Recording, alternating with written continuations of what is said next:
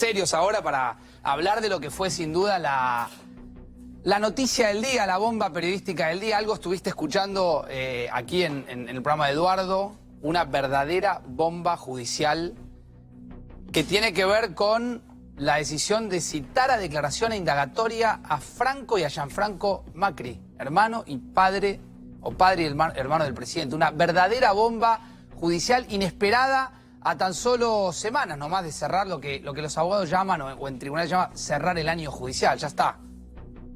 Ya está, se termina el año judicial en tiempo, ya para mezclar un poco de fútbol, en tiempo suplementario para cerrar este 2018, que fue un año muy intenso. Recién Eduardo le preguntaba a Massa por la causa, o Willy creo que le preguntaba a Massa por cómo va a influenciar la causa de los cuadernos de la corrupción en la campaña que se viene. Cierra un año judicial muy intenso. ¿Y a qué bomba judicial me estoy refiriendo? A lo que les contaba. A la citación a indagatoria que deberán enfrentar Franco y Gianfranco Macri, padre y hermano respectivamente del actual presidente. Los dos deberán ir el 13 de diciembre, pocos días, hoy es 10, el jueves deberán ir a los tribunales federales de Comodoro Pi. La primera lectura que uno pudo sondear con distintas fuentes del gobierno es que hay desconcierto. Hay desconcierto. Se mostraron atónitos, sorprendidos, pónganle la definición que quieran ponerle, frente justamente a esta citación, a esta decisión judicial. Vale recordar que la decisión la tomó el juez Bonadío y que llega en un momento, podríamos determinarlo, esto y lo compartía con una fuente, muy inoportuno para el gobierno. Digo inoportuno porque el gobierno estaba todavía festejando, vivando, disfrutando, en términos políticos, de los aspectos positivos que dejó la cumbre del G20.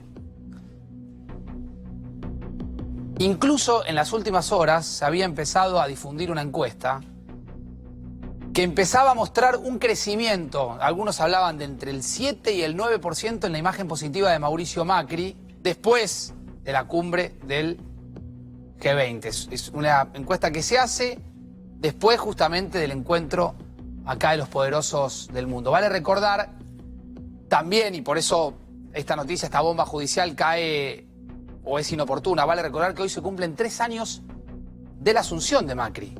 También 35 años de la vuelta a la democracia, ¿no? 35 años vale la pena recuperar esa efeméride también. Y cuando hablo de la asunción de Macri, hablo de una asunción que será recordada por siempre, entre otras cosas, porque Cristina Fernández de Kirchner decidió no asistir, no presentarse en el acto, ni mucho menos entregarle el bastón justamente de mando. Los kirchneristas dirán por considerar un gobierno ilegítimo y ese relato que se fue armando. Será un día recordado por siempre. Cristina no le entregó el bastón de mando a Macri. Pasaba esto.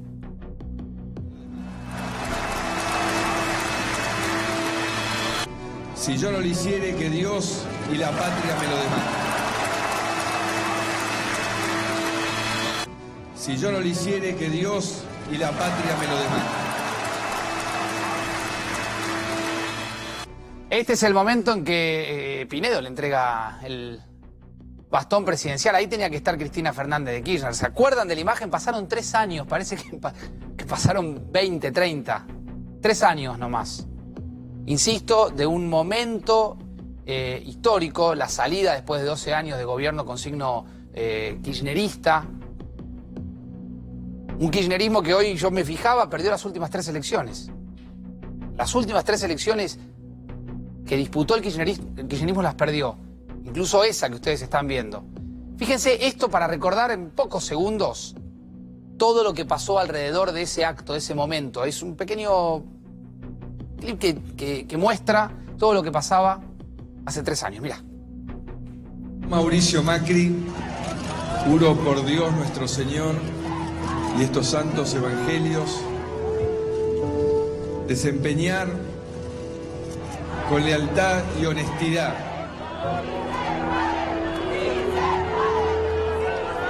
el cargo de presidente de la Nación Argentina y observar y hacer observar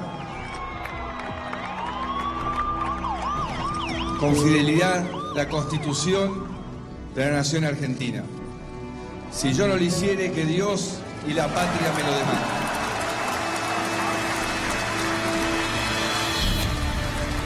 Este gobierno va a combatir la corrupción.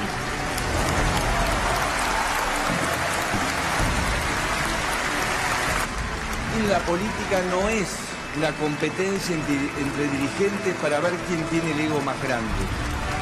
Somos hijos de este tiempo y tratamos de comprenderlo sin prejuicios ni rencores. Amo este país y los amo cada uno de ustedes. Y por ustedes y con ustedes vamos a construir la Argentina que soñamos. Gracias. Gracias.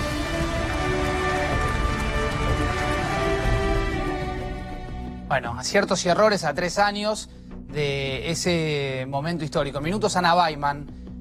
Con ella vamos a recordar números e indicadores que marcaron la evolución de estos 3 años de Mauricio Macri como presidente. Pero volvamos un minuto a la causa que por estas horas genera desconcierto en el gobierno, que genera preocupación en el círculo rojo. Yo la llamo la verdadera bomba judicial del día. Vamos a explicar algunos detalles, información para que ustedes sepan de qué trata esta causa. Algunos detalles del expediente, inclusive. Hoy hablamos largo y tendido con Lucía Salinas en varios momentos del día. Estamos ante una derivación de la investigación de los cuadernos. La investigación de los cuadernos que vincula en este caso, en este capítulo, si se quiere, hoy que está tan de moda capitular las cosas, las supuestas irregularidades en el rubro de las autopistas durante la presidencia de Cristina Fernández de Kirchner. Pero ¿cuáles son los motivos por los cuales el juez Bonadío cita a ambos?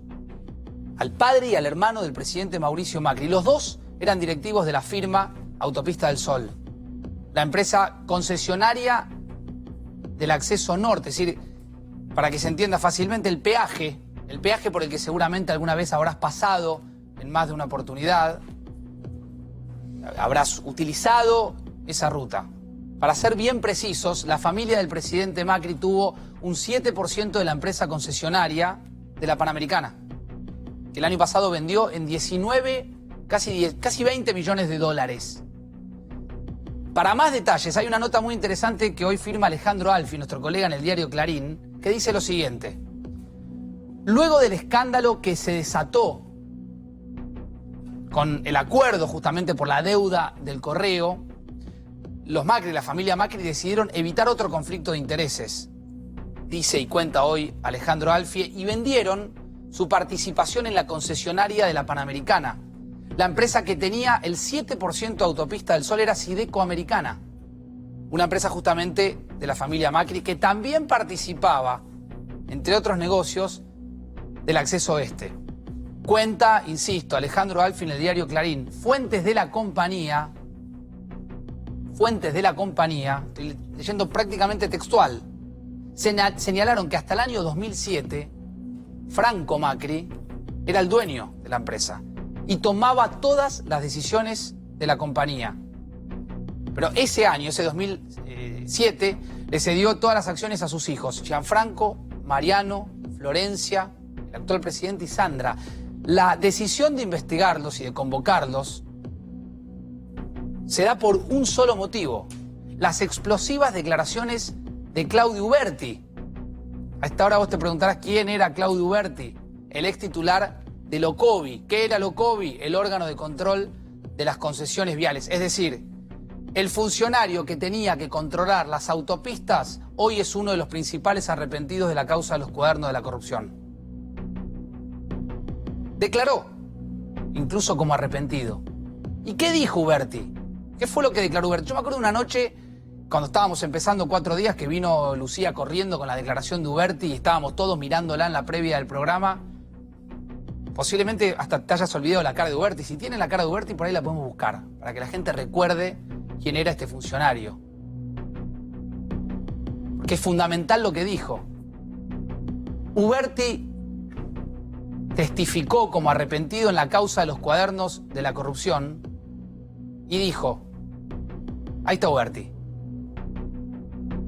está No está preso Uberti. No está preso porque justamente fue homologado su acuerdo como imputado colaborador y logró la excarcelación después de declarar en más de una oportunidad porque su primera confesión no había conformado al juez Bonadío. Uberti dijo, escuchá bien,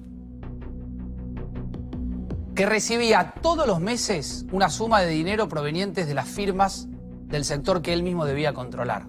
Argentina en estado puro. El funcionario que tenía que controlar las autopistas recibía de las firmas que tenían la concesión de las autopistas plata. Hay más. Esas increíbles sumas de dinero, quizás Lucía se puede acordar si es que especificó cifras. ¿Cuánta plata le? $150.000 al comienzo. Entre 2003 y 2007 hubo una como primera etapa de esta maniobra y después la cifra fue en aumento. Ya va a desarrollar Lucía punto por punto. Hoy la volví loca Lucía durante todo el día hablando sobre este tema para tratar de entender, para explicarle un poco a la gente qué hay detrás de todo esto.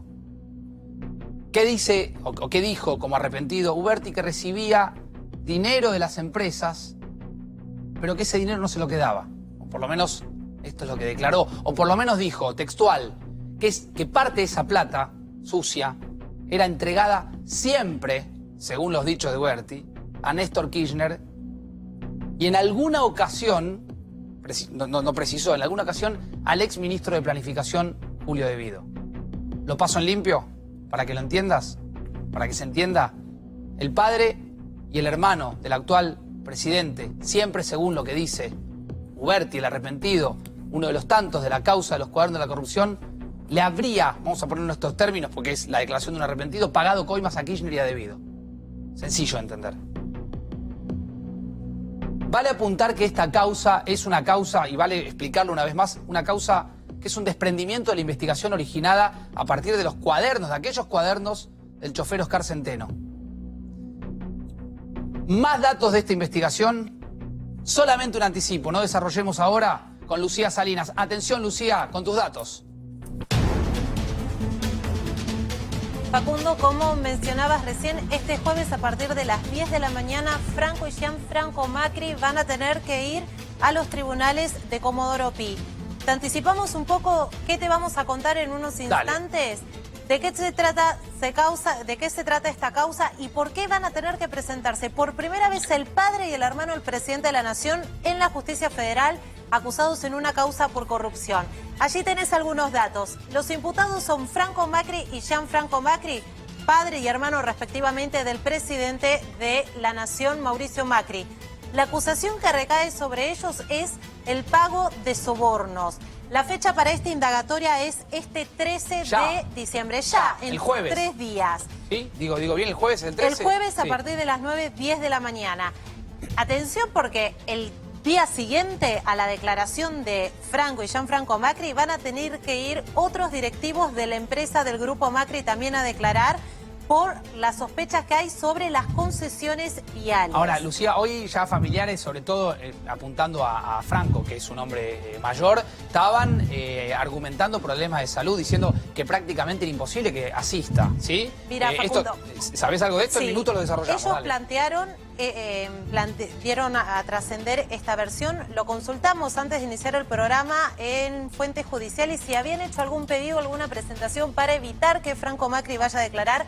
Hasta el momento no se presentó nada, por lo cual el jueves van a tener que ir a presentarse ante el juez Claudio Bonadío y el fiscal Carlos hay Estornelli. más datos de esta causa, a ver. Te contamos. ¿Qué se está investigando en este tramo de la causa de los cuadernos de las coimas? Las concesiones viales. Estos son los dos puntos centrales por lo cual parte de la familia Macri va a tener que ir a los tribunales de Comodoro Pi.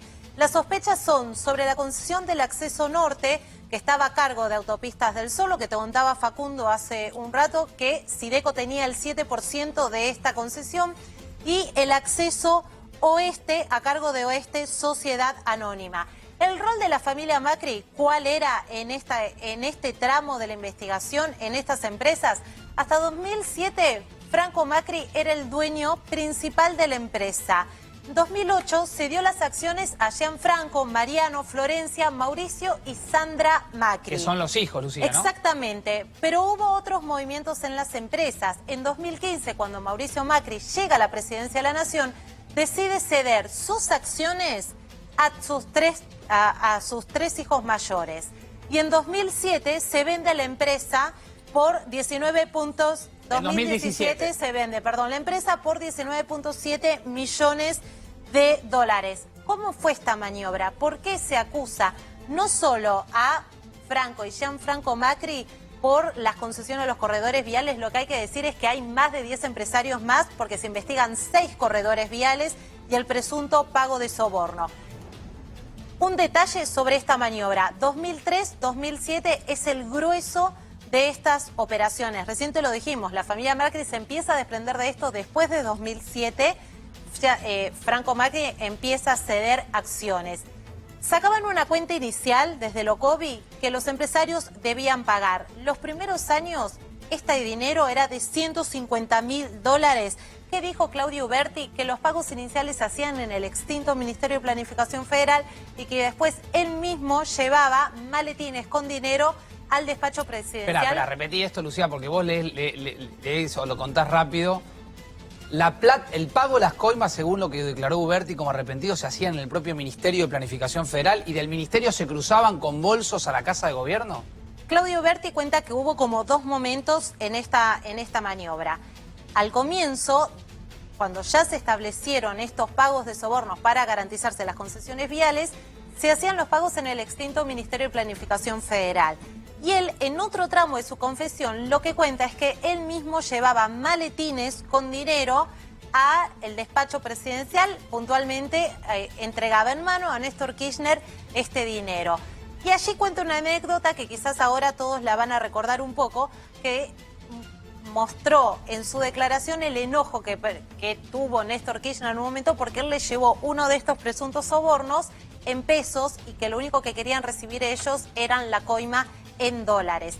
Todo esto en función de la confesión de Claudio Uberti, y lo que hay que tener en cuenta, Facundo, es que desde el momento que se inició esta causa y que los arrepentidos comenzaron a declarar, el juez tiene 1 año para corroborar si todos esos dichos efectivamente son ciertos. Si de acá a 1 año se comprueba que esos dichos no fueron ciertos, que esto es un poco lo que Cristina Kirchner está diciendo y también lo dijo el otro día Julio De Vido, que habría que hacer un careo porque hay contradicciones entre los arrepentidos. Si esto no llega a ser cierto de acá a 1 año, se caen esas homologaciones. Se cae el beneficio del arrepentido y el arrepentido vuelve deja de ser un arrepentido. Deja de ser un arrepentido, le cabe la pena por haber mentido y no solo eso, sino que pierden su libertad. Lucía, el 13 es la fecha, es el jueves. El 13 es la fecha. Como trascendió que habría algún tipo de problema de salud preexistente de Franco Macri, ¿la justicia evalúa algún tipo de alternativa? ¿Le puede tomar declaración de otra manera?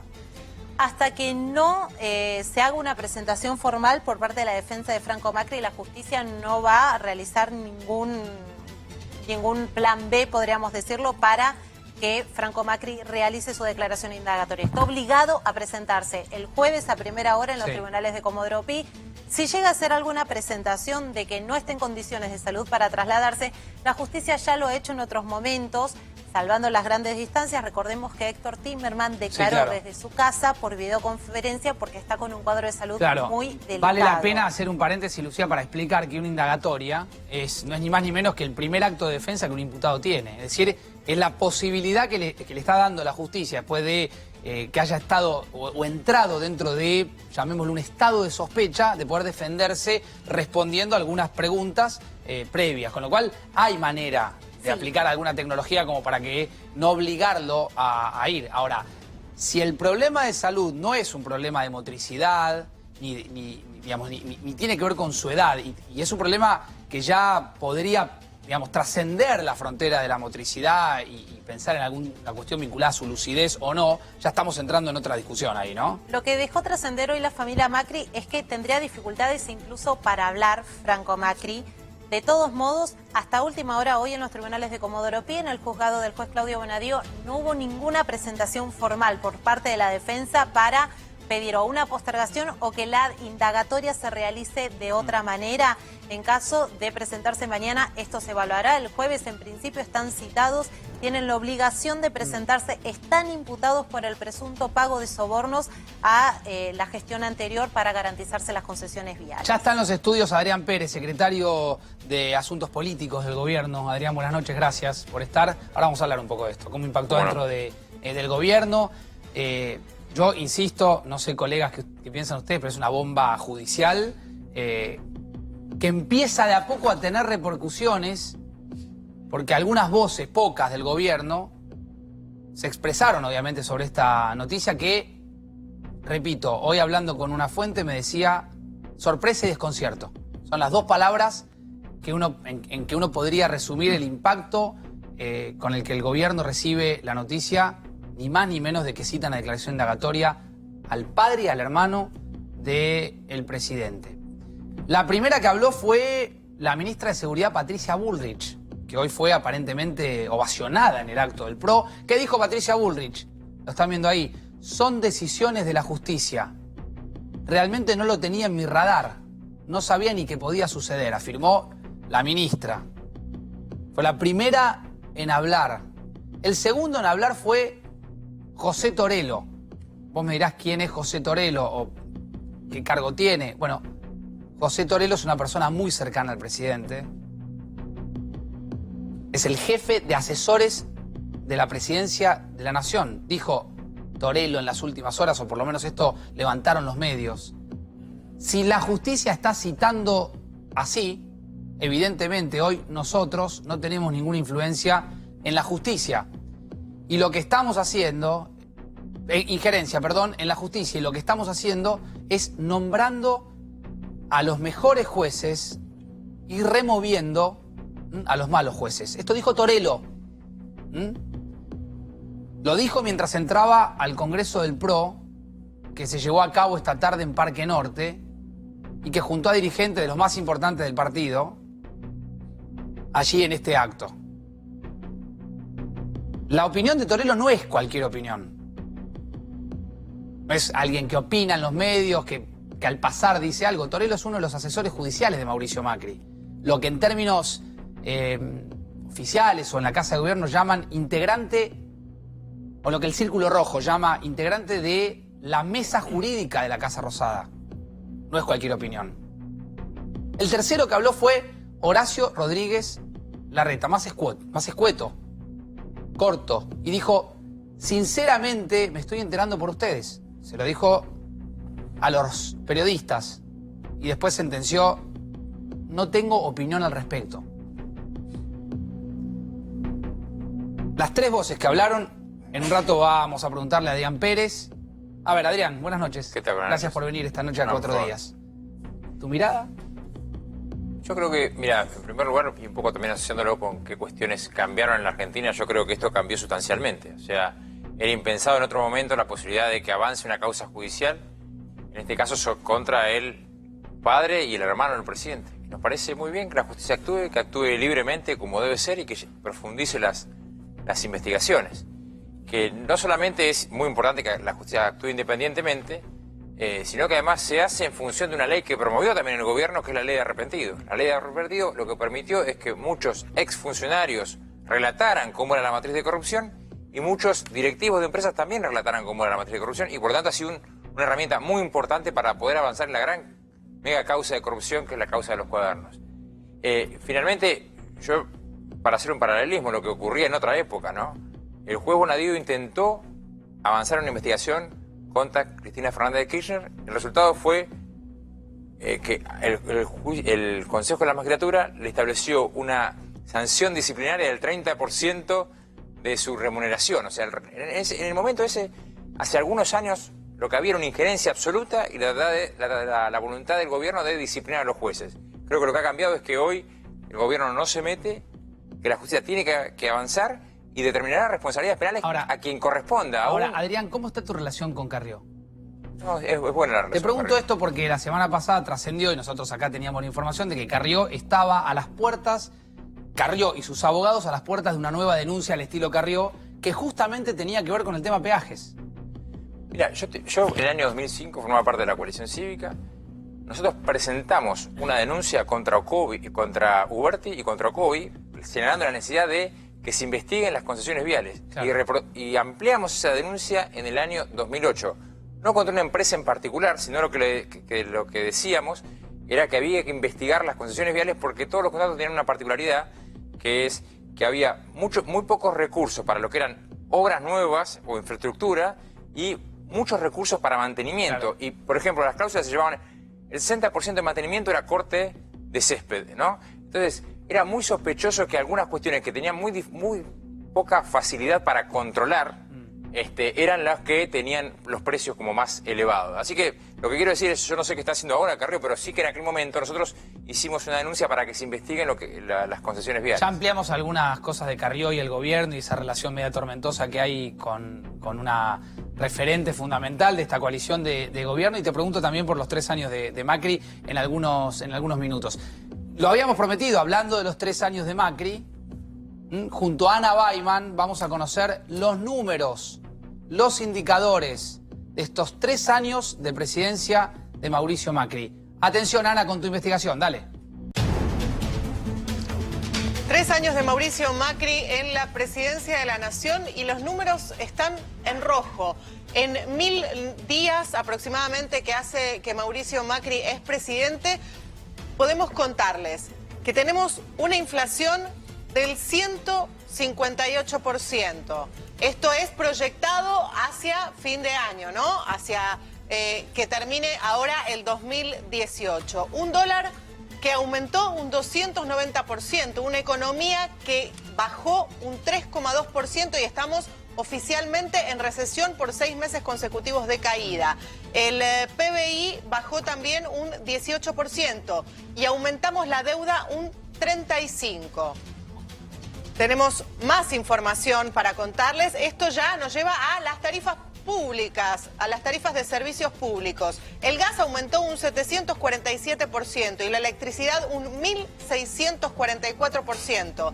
El agua 512%, el transporte público 217% y los combustibles 204%. Los primeros 4 ítems de esta información nos hablan de la necesidad del gobierno de reducir los subsidios que estaba otorgando la economía argentina, el Estado argentino, a estas empresas de servicios públicos. Ahora, Ana, si vos ves los indicadores anteriores, respecto a estos, ahora los discutimos, dame los anteriores, porque hay algunos puntos que son clave, que tienen que ver con la inflación, que tienen que ver con el aumento de la deuda, que tiene que ver con la baja del PBI, con el dólar. Estos son indicadores claramente negativos, que uno se los puede adjudicar, y ya lo voy a hablar con Guillermo Nielsen, a propósito de los 3 años de Macri y su economía. Ahora, ¿los otros cómo los interpretas, Ana? Los otros que tienen que ver con las tarifas. El gobierno lo tiene como una política pública. Lo tiene como una política pública y con este objetivo que te digo de reducir el dinero que el Estado argentino destina a subsidios. Pero ¿qué pasó?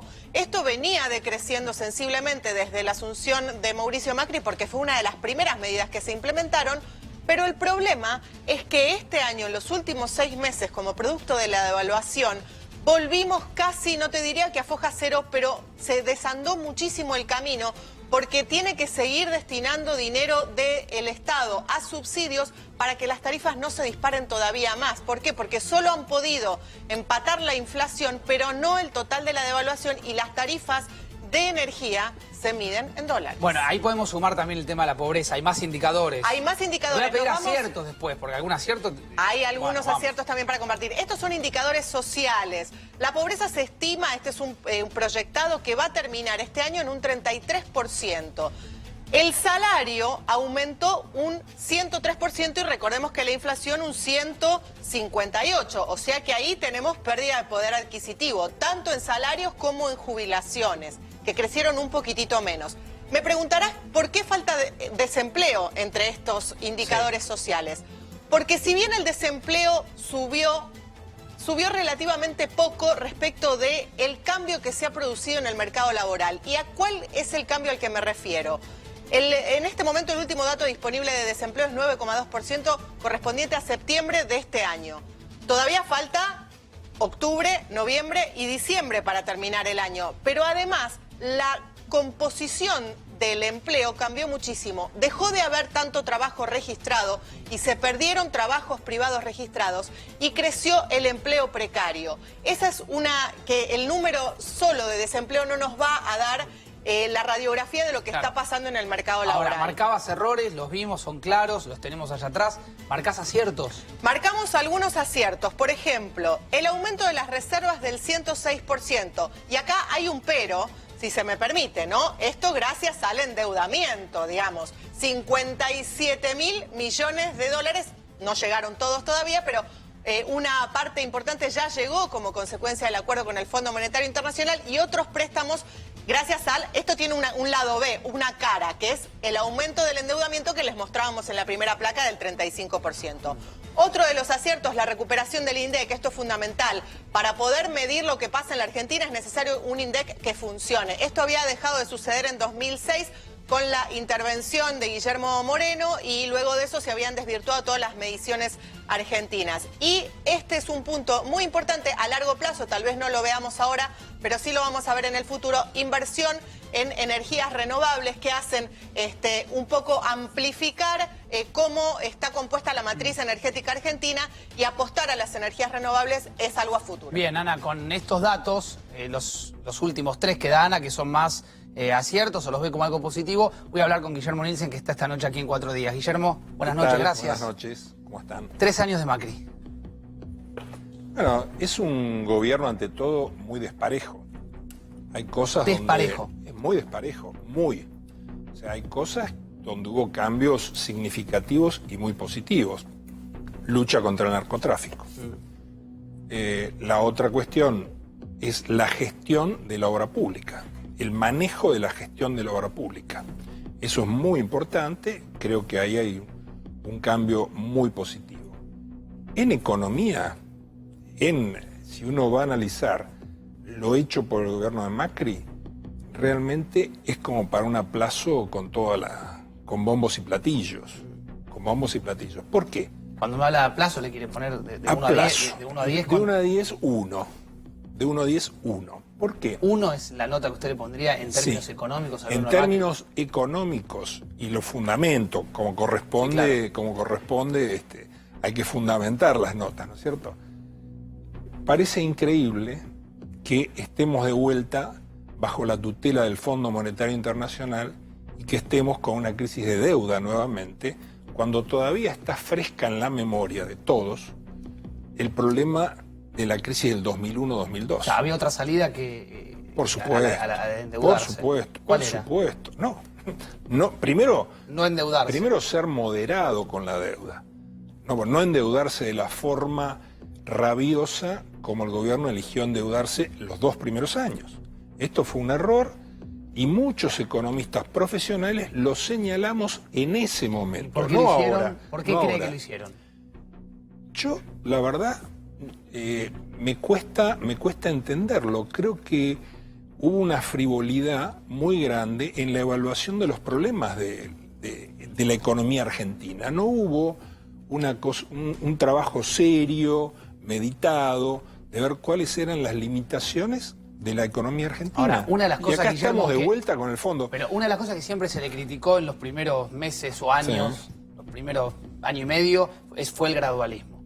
No, pero el gradualismo no fue para la deuda. Para la deuda Para fue la- acelerador a fondo. El gradualismo fue para no bajar el gasto público. Al contrario, lo aumentó ¿Y eso el gasto. ¿Estuvo bien o estuvo mal? Estuvo mal.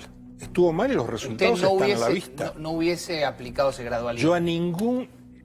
Vamos, ya en ese momento señalamos, no hay ninguna experiencia positiva de gradualismo. Pero hay No margen, hay margen ninguna- político para no aplicar un gradualismo en este país. Se asume Macri Bueno, y entonces cerremos el país y nos vamos todos a Ezeiza masivamente y nos vamos del país.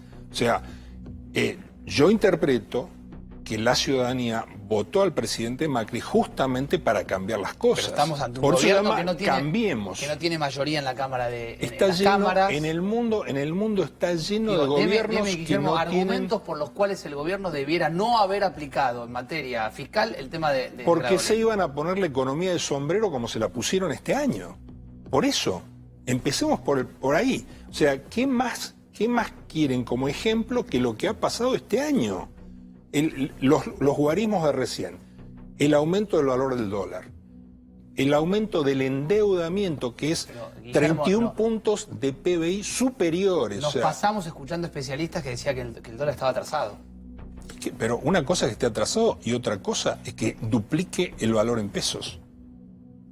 No entiendo. No, pero Está- usted no, está- yo le hago lo que la Sí, gente puede preguntar. hace de abogado del diablo. No. La gente que nos está escuchando sabe perfectamente lo que está pasando. La gente que nos está escuchando va al supermercado y está horrorizada de los precios, cómo han ido evolucionando todo este tiempo. Estamos en una etapa donde hay estabilidad en el tipo de cambio, es cierto, pero a un costo terrible en desempleo y en baja del nivel de actividad. ¿Eso es bueno? ¿Eso es bueno? Pregunto. No, y a futuro, para que también la gente que nos está mirando lo entienda fácil, ¿cuáles son las consecuencias del endeudamiento a futuro? Pensar en un país a 10, 20, 30 años. Esto no es un problema de corto plazo. Cuando el presidente Macri anuncia el 28 de agosto que íbamos a un segundo acuerdo con el Fondo Monetario Internacional, adelantando los desembolsos correspondientes a los años 2020 y 2021, lo que le estaba diciendo a los especialistas, no al gran público que no tiene por qué saber esto, es que estaba obligando al próximo gobierno a tener que firmar otro acuerdo con el Fondo Monetario. Y esto en la historia argentina es muy penoso, nos costó mucho salir del Fondo Monetario. Guillermo, le confieso que me sorprendió con lo del 1. ¿Usted fue profesor de la facultad? Sí, fui profesor de la Universidad de Buenos Aires, Buenos Aires, sí. Bahía Blanca y Boston University. ¿Y ha puesto muchos 1? He puesto algunos 1, no muchos, pero algunos he puesto. No, querés sumarte. Sí. Pero acá concretamente yo dije, es desparejo. Lucha contra el narcotráfico, me parece 8 o 9 puntos. A ver, pero ya te doy, Ana, pero me gustaría preguntarle a Adrián Pérez qué sensación le genera cuando escucha justamente a Nielsen. Pobre Adrián, que es funcionario del gobierno. Plantear que le pone un 1. Saliendo al ruedo, pero no está en economía, él no es de economía, vamos a decir las cosas como son. Como todo gobierno, digamos, tiene algunos aspectos positivos y otros no. A mí me parece que hay que hablar con sinceridad. Creo que el gobierno ha producido buenos avances en materia de lucha contra la corrupción y transparencia. Hoy tenemos las obras viales, 1 kilómetro de ruta vale la mitad en valor nominal de lo que valía durante el kirchnerismo. Esto tiene que ver con un sistema donde hoy las contrataciones son públicas, los pliegos son públicos, el precio de adjudicación lo conoce todo el mundo y la ejecución, lo que se va pagando en la ejecución de la obra también es público y ha sido un avance sustancial. Tenemos ley de arrepentido, tenemos una justicia que investiga independientemente, que el Poder Ejecutivo no interfiere. Tenemos un avance en materia federal. Cuando nosotros recibimos el gobierno, más de 20 provincias estaban en una situación de déficit enorme. Hoy no es esa la situación en las provincias de la Argentina, producto de que el gobierno ha decidido la restitución del 15% que estaba afectado a ANSES a las provincias. Tenemos un avance también en la concepción, o sea, hay muchas obras de cloacas, agua potable, obras viales, que antes no se veía, insisto, porque siguen corrupción. A favor de Nielsen, entre los argumentos, sostuvo que el manejo de la obra pública, ahí lo prueba el gobierno usted. Yo más bien, sí, dije eso. Sí. Ahora la gente en materia de seguridad hay también números que muestran otra cosa. En materia de seguridad lo que muestra es baja del delito, baja de los homicidios, de los delitos violentos, ha habido una reducción. Adrián, les pregunto a los dos y los dejo responder a cada uno. ¿La gente vota con el bolsillo? Bueno, ¿Vota pensando en política? Ahí hay una cosa importante, o sea, yo empiezo diciendo que este es un gobierno desparejo porque efectivamente hay cosas que han mejorado y mucho, y yo di incluso ejemplos coincidentes con lo que dice Adrián. O sea, pero ¿qué es lo que sucede? A medida que avanza un gobierno y la economía no funciona bien, lo económico tiñe las demás variables de un gobierno. Por lo económico forma parte de lo cotidiano de todos los argentinos. Entonces, necesariamente eso impacta. Ahora, ¿cómo irán a votar? Adrián. Veremos. No, desde luego que yo creo que la situación ni económica ni social era la que nosotros pretendíamos tener, digamos, después de 3 años de gobierno. El punto de partida fue absolutamente complicado, ¿no? No solamente altos niveles de inflación, altos niveles de pobreza, sino que había cepo cambiario, se salió del cepo, había default, se salió del default, o sea, algunas cosas avanzaron. Indudablemente nosotros no estamos conformes con, queríamos estar en otra situación. Este año hubo 2 devaluaciones muy importantes que tuvieron un impacto inflacionario Y lo que sí creemos que ahora, digamos, a partir de haberse controlado el tipo de cambio y tener un tipo de cambio más competitivo, esperemos que el año que viene esto sea un motor importante para algunos sectores, sobre todo los sectores exportadores, y la economía vuelva a tener un proceso de crecimiento. Digo vuelva, porque así como este año ha sido muy malo y hay que reconocerlo, tuvimos un 2017 en donde la economía había comenzado a recuperarse en términos no solamente de crecimiento, sino de generación de empleo, lentamente, obviamente, pero había comenzado a tener indicadores positivos. Ana, te sumo que querías preguntar. Sí, le quería preguntar a Guillermo, con este panorama que contamos hasta el día de hoy, que se cumplen 3 años. Faltan 365 días del gobierno de Mauricio Macri. ¿Qué podemos esperar para el próximo año, teniendo en cuenta el presupuesto que se votó y las variables económicas que estuvimos charlando? Yo creo que lo importante para el año próximo es si se cumple o no el acuerdo con el Fondo Monetario. Esta política económica que tenemos hoy es una política diseñada por el Fondo Monetario Internacional y se diseña específicamente para generar el excedente que permita pagar la deuda. Nada más. Nada más. O sea, es un excedente, no es una política de crecimiento, no tiene un objetivo de crecimiento, no tiene un objetivo de desarrollo, nada que ver con eso. Para el año que viene, en tanto se cumpla con el acuerdo con el fondo, vamos a tener eso y vamos a tener, creo yo, no vamos a volver a crecer. Hay algún sector que va a estar un poquito mejor. ¿Y cuándo se vuelve a crecer? Y depende porque al gobierno entrante, que incluso puede ser el del propio Mauricio Macri, digo yo, O sea, porque que aún poniéndole uno en economía no descarta una reelección de Macri. No, estamos hablando en general. Entonces yo digo, cualquier gobierno, cualquiera que sea, antes de asumir, antes de la ceremonia del 10 de diciembre, va a tener que estar enviando emisarios a Washington para ver cómo sigue la política económica. Hay una cosa O sea, a usted lo que favor... dice, Guillermo, es que el gobierno ya no fija su política económica. Ya dejó de fijarla. Esta política no la fija el gobierno, no. El gobierno toma nota y envía informes que están además puestos por escrito. ¿Eso está mal? Eso sí, está pésimo, no mal, está pésimo. Un país tiene que tener su propia política económica. ¿Y Adrián? Yo creo que el país tiene que tener su propia política económica y el país hoy la tiene. Nosotros hemos tomado una decisión que es gastar en función de lo que ingresa. Durante muchos años en Argentina, si uno toma los últimos 70 años, el Estado se gastaba más de lo que había.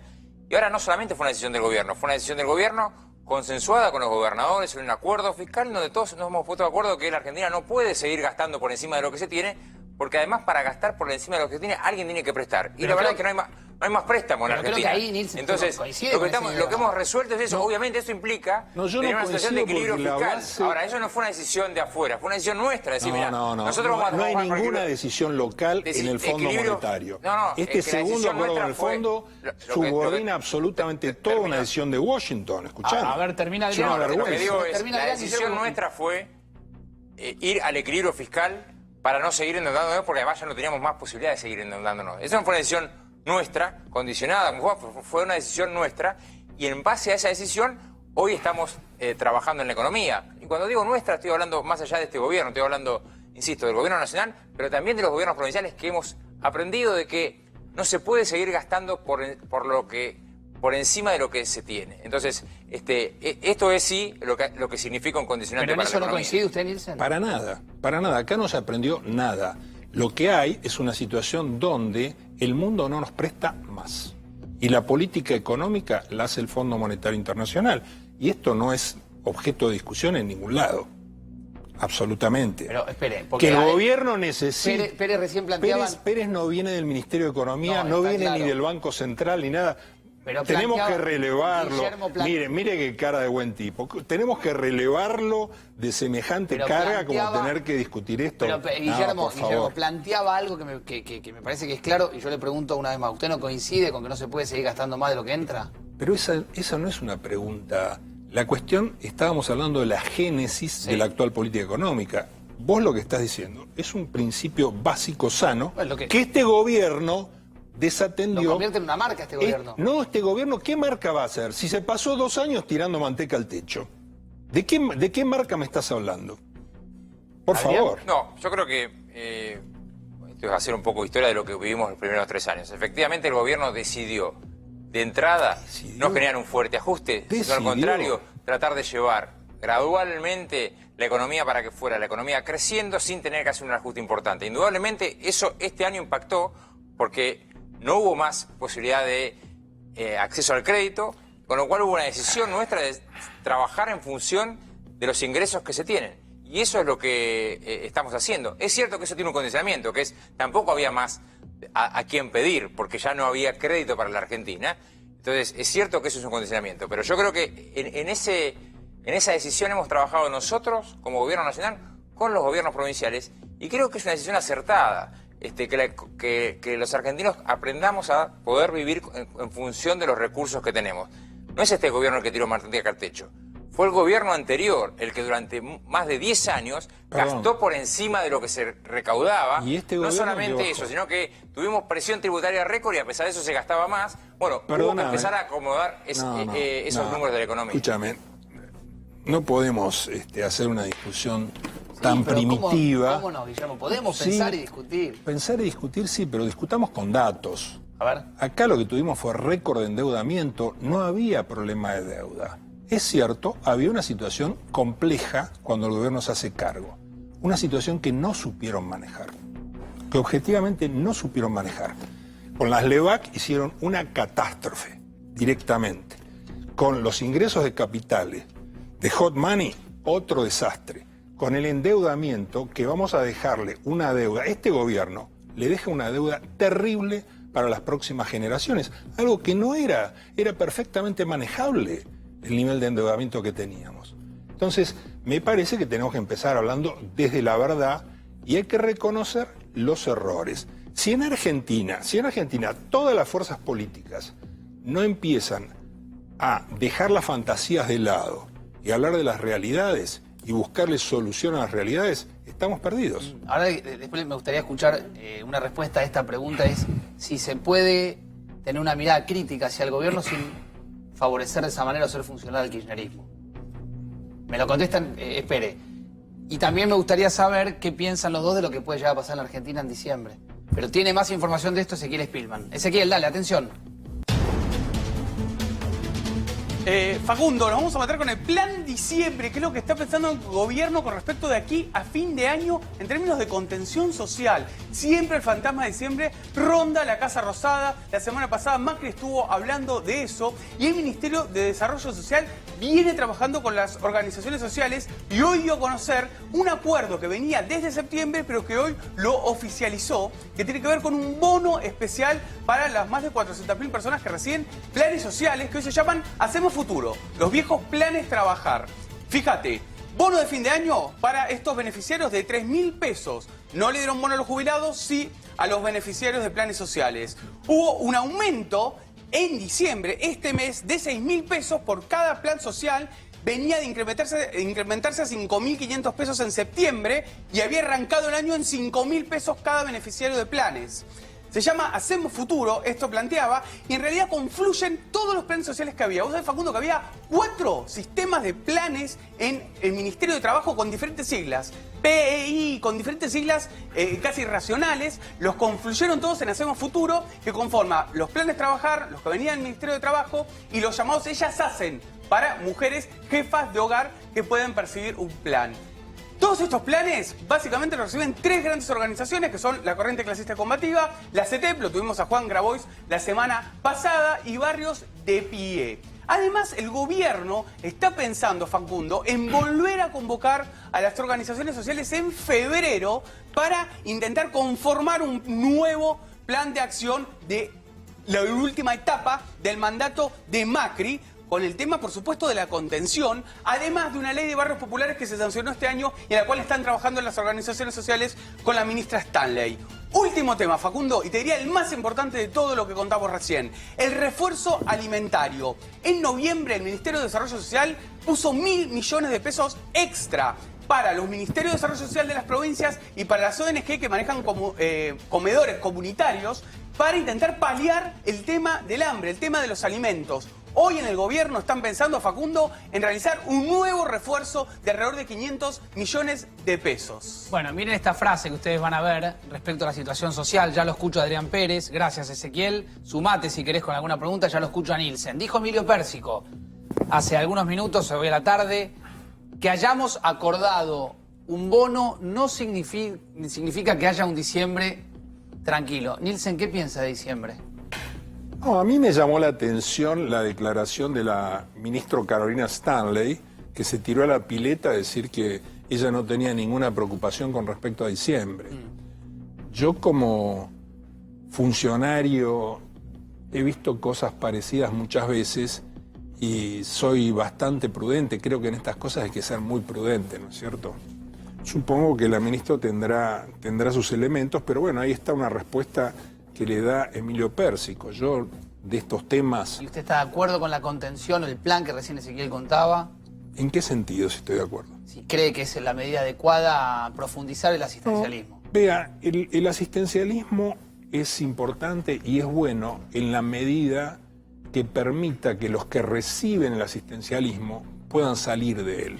Yo no veo nada de eso en las actuales circunstancias en Argentina. Hugo Machiavelli con información de seguridad que tiene que ver justamente con diciembre, y ya lo dejo contestar a Adrián Pérez, el secretario de Asuntos Políticos del Gobierno Nacional. Hugo, dale, con la información. Facundo, vos sabés que se están analizando lo que vos señalabas el otro día, si se va o no a reglamentar el uso de la taser, ¿no? La taser, esta pistola, porque obviamente entre el uso del arma de fuego, que puede ocasionar una muerte, y nada, el gobierno está dudando cuál es la mejor medida. Ahora bien, yo te voy a contar 2 o 3 datos también que me parecen muy importantes, porque la justicia te diría que está de algún modo en el banquillo de los acusados. ¿Por qué? En el tema barra bravas hay mucha preocupación en el gobierno respecto a cómo va a actuar una justicia contravencional de la ciudad que solo puede penar una reventa de entradas como un delito menor. Sin embargo, pudimos saber que la justicia criminal puede tomar la causa de la venta de entradas en River y puede citar a dirigentes de River y a Huequín además y a Godoy, a Caverna Godoy, como parte de una asociación ilícita. Entonces son todas asignaturas como parte de la agenda política. Profundicemos ese tema, porque en términos políticos al gobierno le molestó, creo, no haber podido lograr el consenso para la ley de barras. Dame algo de datos de los barras. Bueno, sobre la ley de barras es importante. Pensemos que el proyecto ponía todos los delitos por encima de los 3 años. Sin embargo, la primera modificación era penarlos por debajo de 2 años. Esto hace que cualquier delito ligado con los barra bravas sea escarcelable. Hay una demanda social y una preocupación del gobierno sobre este tema. La ley pasa por supuesto, el año próximo. Pero miremos algunos datos que me parecen importantes que podemos averiguar de esta causa en donde se investigan a los barra bravas. Esto que te decía, la justicia por el momento contravencional de la ciudad va a citar a dirigentes de River. Esto te diría que es un dato prácticamente exclusivo de este programa en el sentido en que hay un sector de los dirigentes que podrían estar vinculados en el otorgamiento de las 300 entradas a Godoy y a Huequín, que también van a ser citados. Se sabe, ya se sabe, y lo dijimos acá, que las 300 entradas eran para los barra bravas de River. Ahora, lo que no se sabía es esto. ¿Sabés qué nombres tenían las 300 entradas? De estudiantes, es decir, de personas que van al colegio. Esos son los nombres que figuraban en las entradas impresas en oficinas vinculadas a River. Esa es la gran pregunta que se hace la justicia y por lo cual se va seguramente a citar a dirigentes para ver si es una causa similar a la que pasó en Independiente. Recordás, ¿no? Donde había una empresa de los Moyano, investigada por cierto, que imprimía y manejaba toda la logística y los bonos que defraudaban, por supuesto, al club en una asociación ilícita. Gracias, Hugo. Retomo el tema diciembre para dejarlo a Adrián Pérez que responda a propósito de este tema. ¿Qué diciembre, Adrián, imaginan, no? Yo creo que... creo lo siguiente, creo que el gobierno ha hecho enormes esfuerzos hasta ahora para mantener los programas sociales y de hecho el 70% de la inversión en la Argentina es inversión social. Y está muy bien que eso sea así, además en un contexto de altos niveles de pobreza, no que generamos, sino básicamente que heredamos. Yo creo que el gobierno mantiene la idea de mantener fuerte la inversión social para que no haya mayores inconvenientes en diciembre. Desde una concepción nueva, o distinta por lo menos, que es no solamente con transferencia de ingresos, sino que a los sectores que hoy menos recursos tienen, hay que llegar también con cloacas, con posibilidad de que accedan a la vivienda, y se ha hecho mucho en esa materia. Yo quiero no dejar pasar esto, ¿no? Para volver al planteo original. Creo que hemos podido dar saltos muy importantes en materia institucional, de transparencia, de seguridad, de federalismo. Creo que en materia económica, y en esto tal vez tenga que decirlo también, creo que en materia económica hemos tenido dificultades grandes. Dificultades grandes en un escenario que recibimos muy complicado. Pero insisto, la vocación del gobierno en este escenario aún complicado es atender la situación de los que menos tienen, y por eso el esfuerzo que se hace en sostener y en establecer nuevas bonificaciones para quienes reciben planes sociales. Guillermo, ¿se puede tener una mirada crítica de este gobierno sin hacerle el juego al kirchnerismo? Yo no sé muy bien qué quiere decir eso de hacerle el juego al kirchnerismo, pero mirada crítica se puede tener de este gobierno, como se puede tener también una mirada crítica del gobierno de Cristina Fernández, y no por eso ser un destructor de cuestiones. O sea, les dejo algo, porque me parece que vas cerrando el programa. Sí. Aquí lo que vamos a escuchar hablar mucho todo el año que viene es del riesgo país. El riesgo país que hoy superó los 750 puntos. Y acá hay un juego en tirarle el fardo del riesgo país al gobierno de Cristina Fernández y a la posibilidad de que Cristina Fernández vuelva a tener la presidencia de la Nación en Argentina, o pueda ser un incumbente importante al momento de decir candidatos, qué sé yo. Indudablemente, la expresidenta estuvo muy mal asesorada en el manejo de la relación con Wall Street. Eso no hay ninguna duda. Pero adjudicarle la totalidad del problema del riesgo país a la expresidenta me parece que es una exageración, porque una parte importante del riesgo país es el gobierno del presidente Macri. Hay responsabilidades compartidas. Un presidente que en 3 años, miren en economía los temas que estamos discutiendo. Y hay un tercer factor, y es el acuerdo que se firmó con el fondo que desfinancia al gobierno entrante. Son las tres componentes fundamentales de algo que vamos a seguir escuchando hablar bastante todo el año próximo. Guillermo, un placer, como siempre. No, un gusto. Gracias por el debate acalorado. Vamos con un consejo que nos lo da Hugo. Vamos. Los Haroldos vinos con Ángel, los Haroldos State, más de lo que esperás.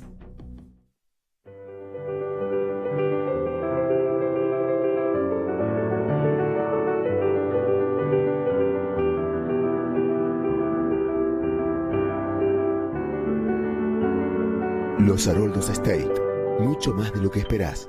Los Haroldos, vinos con Ángel. Lo despedimos a Nielsen, le agradecemos también a Adrián Quedate, que ya cerramos el programa. Estamos sobre el final, una final que tiene que ver con un escándalo judicial que se viene mañana.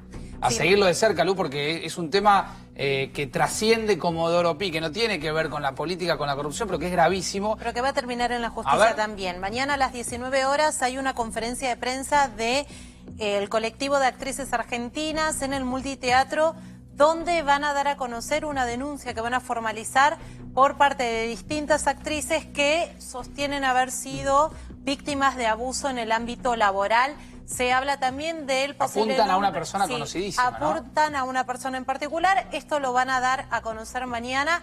Estamos hablando de un importante colectivo de mujeres del ámbito del espectáculo que mañana van a formalizar la denuncia. Fuentes de actrices argentinas me contaron que hay una discusión interna muy fuerte en torno a si dar a conocer o no los nombres propios involucrados en esto, porque lo que se busca en realidad es una concientización social, pero al mismo tiempo también una advertencia sobre ciertas personas. Varios hechos. Se trata de varios hechos, y lo que se sostiene es que mientras haya un curso judicial, digamos, mientras haya una pata judicial que sostenga la denuncia, entonces ya no se trataría solo de un escrache. Pero hay una discusión interna en torno a eso. Y el problema de la justicia, pensá que hace poquito los abusadores y los homicidas de Lucía Pérez dejaron en libertad a uno de los cómplices, y se pide un tribunal oral, un juicio político contra esos que lo dejaron en libertad. Es un tema muy preocupante. Ezequiel. No, para cerrar, a ver cómo en general dirime la justicia estos casos, ¿no? Porque en el caso de Mar del Plata hubo errores con la fiscal, hubo errores de los peritos y hubo errores también de parte de la justicia, de los jueces, de los magistrados, ¿no? Y cómo se desentraña justamente la madeja judicial que está detrás de este tipo de casos. Bien, gracias chicos, gracias a Adrián. Se quedan en A24, llega Luis Novarecio con otra de sus buenas entrevistas. Mañana, al cierre de Feynman, estamos aquí con 4 días con toda la información. Los esperamos. Chau, chau.